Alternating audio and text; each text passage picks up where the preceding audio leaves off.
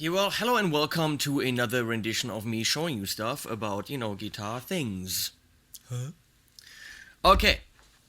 This is, for me, probably not for you, the third video in the series of T-Rex pedals that were built for the 60th anniversary of Thomann, the Europe-wide awesome store. Somewhere up there, Thomann. So, really quick, we have four pedals. We've got two drives, the dual drive, the ego drive, we've got a delay, the playback, and we've got the ghost tone or reverb videos all here on my channel. And they are rather inexpensive for T-Rex quality because Thomann probably bought a ton of them and is giving these savings on to you. I sound like a used car dealer. So, the pedals are, very sturdy quality, very nice. They have a battery lid at the bottom, easy to open, and because it's a battery lid, you don't have to open the pedal, which means they actually made the screws, Torx, better quality, so just in case you want to open this, you need a Torx screwdriver, remember that, but you shouldn't. So if you want to put this on your pedal board, but still have access to the battery lid, make sure you put the Velcro top and bottom. The inputs and outputs are at the top, which means you would be able to put all four, if you want to get them, on your pedal board right next to each other, smack like that, and save space, which is nice. The power pluggy inny doohickey. The power jack is right in between them. Make sure you use a straight one, not an angled one, otherwise you've got, ugliness there. Very cool, all four pedals will use under 100 milliamps. The ghost tone and the playback a little bit more. This is 85, I think the playback a little bit less, which means on your standard power brick, you'll be able to use a normal output and you don't have to use one for digital pedals that usually gives you more than 100, like 200 or 300 or something like that. So this is very nice, very thoughtful of T-Rex in that case. Otherwise, the quality is great. And we're gonna listen to the playback, which is a very high-end analog sounding delay. I cannot tell you if it's actually analog or if there's digital technology modeling analog, like in their replica delay, but I don't care if it sounds that great. So the signal chain we have is pretty straightforward here. We've got a PRS Swamp Ash Special for someone with a lisp. That is horrible. PRS Swamp Ash Special. So, it's got narrow fields, which are kind of very fat-sounding single coil type humbucky things. Okay, and this is going into a buffer, which is going into the ego drive and boost, ego boost and drive. That's going into the playback. That's going straight into the Sur Badger 18, which is going into the Sur Badger 18 112 cab, which is loaded with the Warehouse Veteran 30 speaker 8 ohm, and that's being mic'd, and here comes the kicker, with two very inexpensive mics. I mean, we're mixing, mid-price pedals with high-end guitar, super high-end amp, cheapo mics, because you don't need to spend the money sometimes. We're looking at an RM700 from T-Bone, which is a very inexpensive €90 ribbon mic, with case and everything, it's very nice. And an MB75, which I think is about $32, also from the T-Bone, which is like an SM57 clone. Great, great mics. Throw them in front of the 112. That's going into the Universal Audio 4710D preamp, and that's going into a Firephase 800 straight through light pipe into Cubase 7.5. So, knowing this, we're gonna go front and listen to the clean sound. Oh, here we go.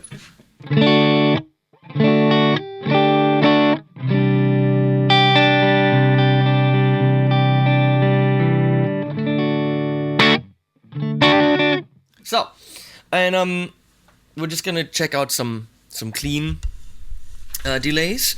Very nice. On this delay, you can tap it. It's an analog delay that's tappable in French, of course.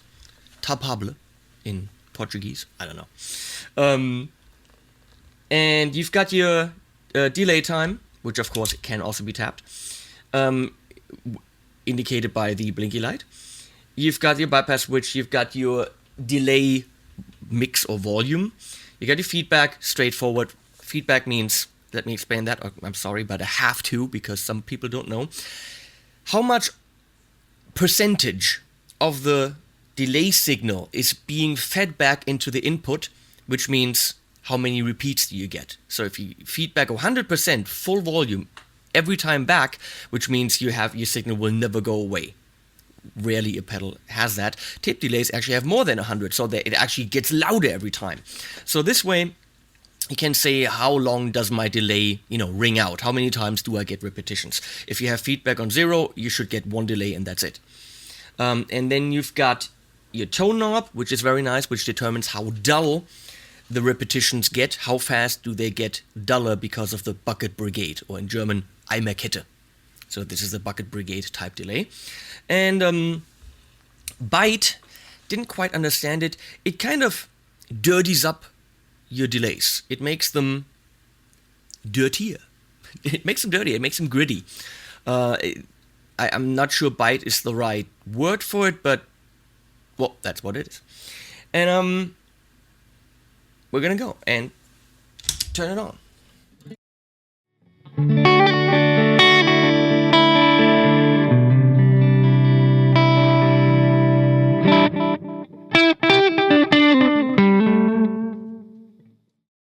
Let's start looking at how long and fast, short this thing can be.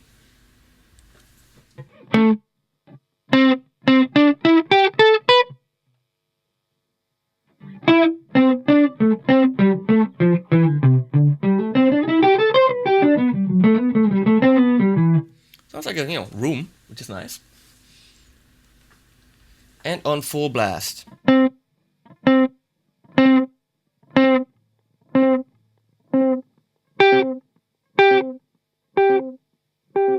Seems to be about a second, something like this. It's probably in the manual, but who cares? Just listen. So.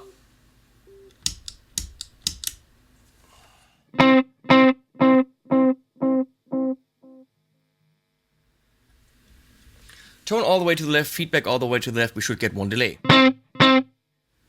Yep.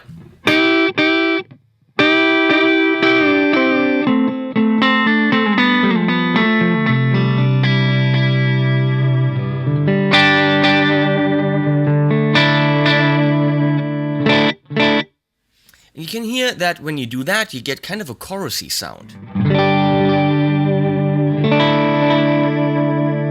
It is clashing or chorusing with the actual guitar signal.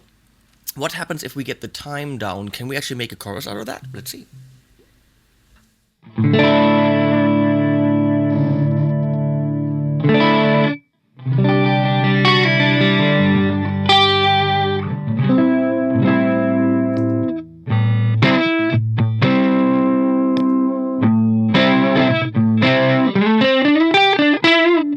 Kinda. Okay, so we're gonna get the time. Let's see. That you can actually see what it is.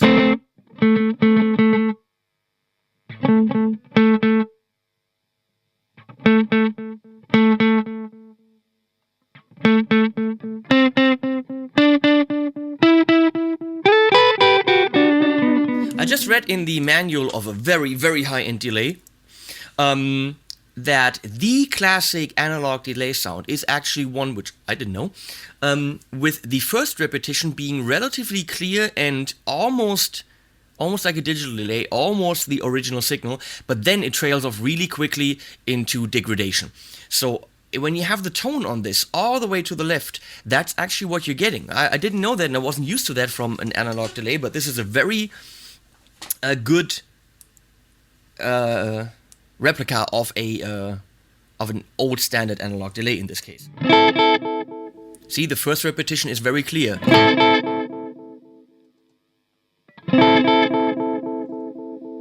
And then it trails off into degradation.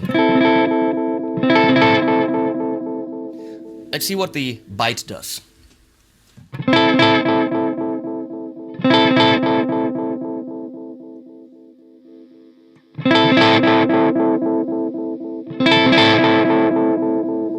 It sounds like it's adding, grit and distortion to your delay.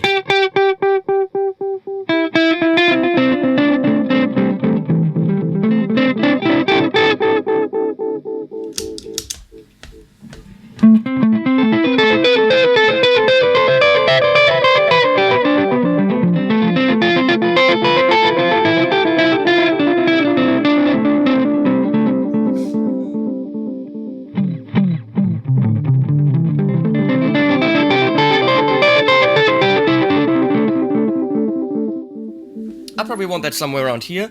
And let's look at the tone.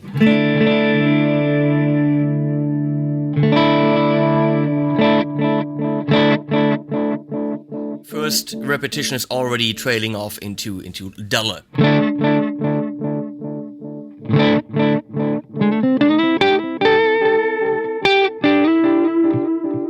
So as you heard in the intro, you can do nice swell effects with this. Just crank this up.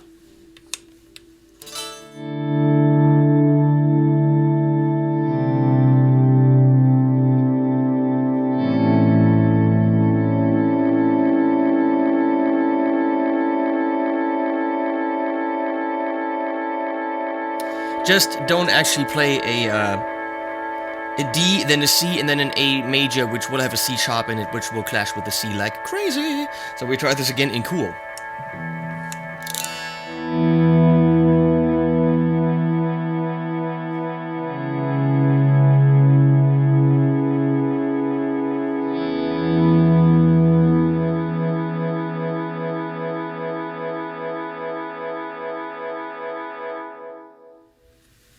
Neat, huh? So I think all that's left is putting some distortion in front of it, see how it handles that. Some lead work.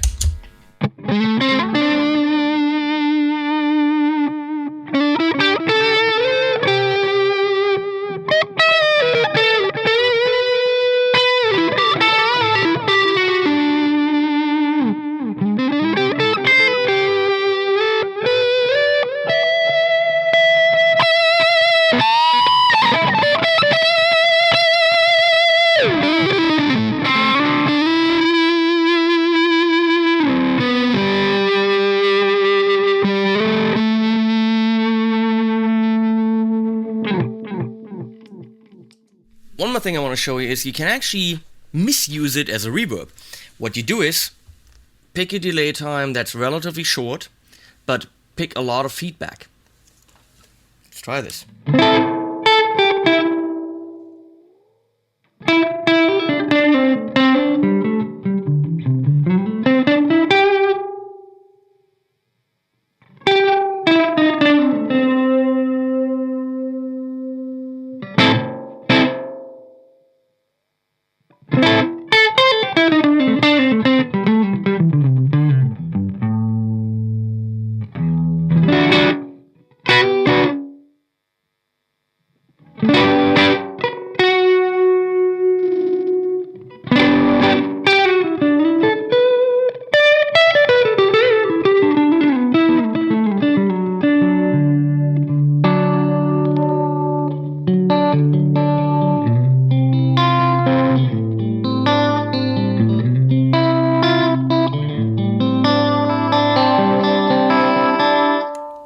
So, with some fiddling, you could use it for kind of a special thing that's not delay-ish, but more reverb-ish, reverb-esque. This sells for €119. The drives will sell for 99 each. This is 119, just like the reverb. And seriously, to get a T-Rex delay on that level for 119, that's also tappable. Do we have to think about that? I don't think you have to think about that. See you in the next one.